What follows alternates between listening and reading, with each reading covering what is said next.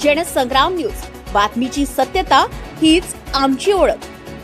निवडणूक कामाचा मोबदला रखडलाय। कनिष्ठ कर्मचाऱ्यांवर अन्याय। हिंगणघाट शहरातून एक महत्त्वाची बातमी समोर येत आहे। नगरपालिका 2025च्या सार्वत्रिक निवडणुकीदरम्यान काम केलेल्या 3ऱ्या आणि 4थ्या श्रेणीतील कर्मचाऱ्यांना अद्याप पूर्ण मानधन मिळालं नसल्याचा गंभीर आरोप होत आहे। निवडणुकीत दिवस रात्र काम करूनही अनेक कर्मचाऱ्यांचं मानधन प्रलंबित असल्यानं प्रशासनाच्या कारभारावर प्रश्नचिन्ह निर्माण झाले आहे। काही कर्मचाऱ्यांना केवळ 25% मानधन देऊन उर्वरित रक्कम रोखून ठेवण्यात आल्याचं समोर आलंय। दरम्यान उपजिल्हा प्रमुख सतीश धोबे यांनी मुख्याधिकाऱ्यांना पत्र देत हा मसुदा उपस्थित केलाय। संबंधित कर्मचाऱ्यांची यादी जाहीर करून किमान 50% मानधन तात्काळ देण्याची मागणी करण्यात आली आहे। वरिष्ठ अधिकाऱ्यांनी पूर्ण मानधन घेतलेत, मात्र कनिष्ठ कर्मचाऱ्यांवर अन्याय होत असल्याचा आरोपही करण्यात येत आहे।